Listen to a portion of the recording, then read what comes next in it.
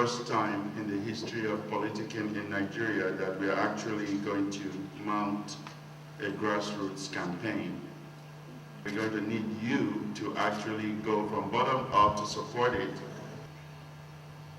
I believe that today, for whatever it's worth, is going to go down in history as one of the most important days in the history of a new Nigeria, simply because I see you in this hall right now as the new founding fathers and mothers of a brand new Nigeria.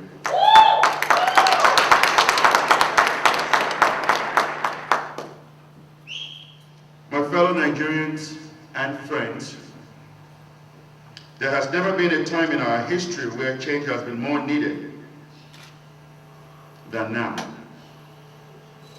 That is why I've asked you to join me here today so I can share my plan and my vision for a new Nigeria with you.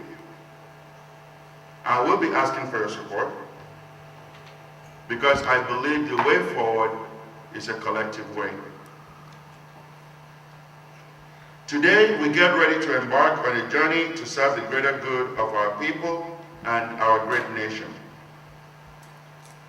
I believe in my heart and in my soul that with the Almighty God leading us, we will arrive at our own promised land, which is a more prosperous and stable Nigeria.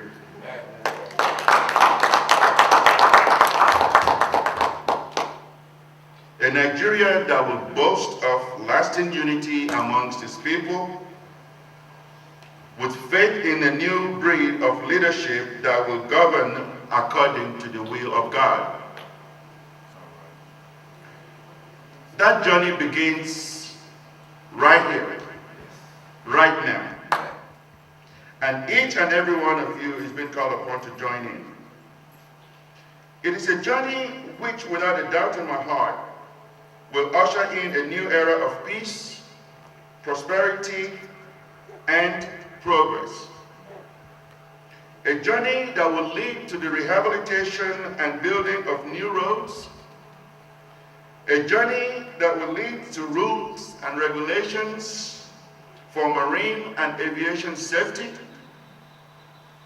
A journey that will connect our people through high-speed rail. A journey that will bring safety and security to our people in their homes, places of work, and indeed places of worship. It is a journey that will lead to entrepreneurship, dignity, and pride through work. More importantly, a journey that will bring in responsible leadership at every level of our society and restore the image of Nigeria as the giant of Africa and indeed a giant in the community of nations worldwide. Fellow Nigerians,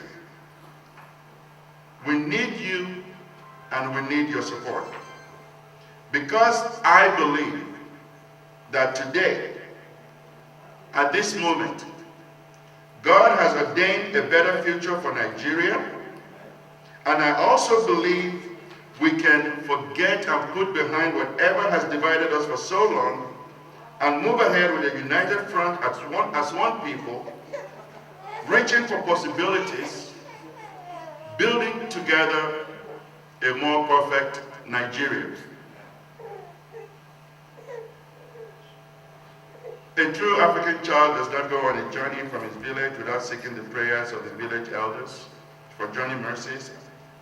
And a true African friend does not take a trip to any destination without sharing his wishes and dreams with friends and colleagues. That is why today, armed with your support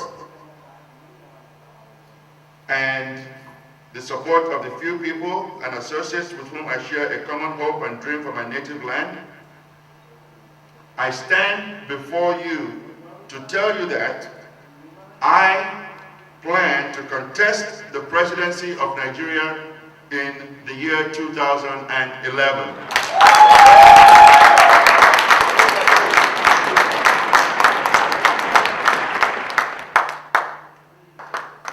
A change must change must come now. And that change, brothers and sisters, fellow Nigerians, that change must come from outside the shores of Nigeria. Those of us in this room today, those of us that love Nigeria, we do represent that change. Now you may ask me, how did I come to this realization? It is not sudden. In theory, when you compare what God has endowed Nigeria with in terms of material and human resources to that of the big economies of the world, in every aspect of economic, social, and physical life, Nigeria should rank in the top 10 of the greatest economies in the world. The reality, however, is that despite these enormous resources, Nigeria ranks today in the bottom of the world's worst economies. In fact, I was checking the other day, Nigeria is the only country among all OPEC nations where its people are ranked in the bottom of the world's poorest people. That situation must not continue. That situation needs to change. And when I am president, that situation will change.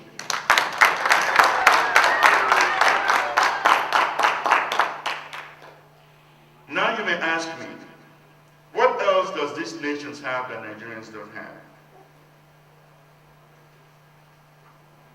The answer is very simple. Honest and responsible leadership.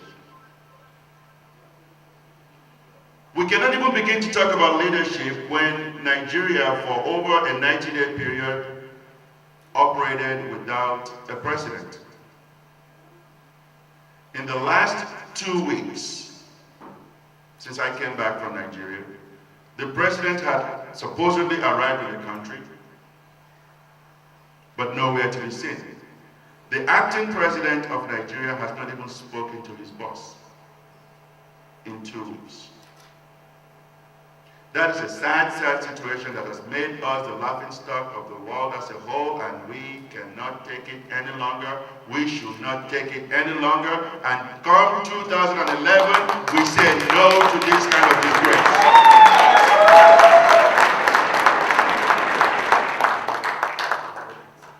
The genius of our people is our ability to adapt even to oppressive and tyrannical rules. We have lived with bad leadership for 50 years. We've lived with leaders who ignored our needs, who don't think that we deserve the better things in life, and who feels comfortable that there will be no resistance from the people. Surely, we can take a chance on somebody with a fresh idea, fresh vision, that believes that leadership is serving the people. And I offer the best hope for that for the people of Nigeria. And with your support, we shall make the change.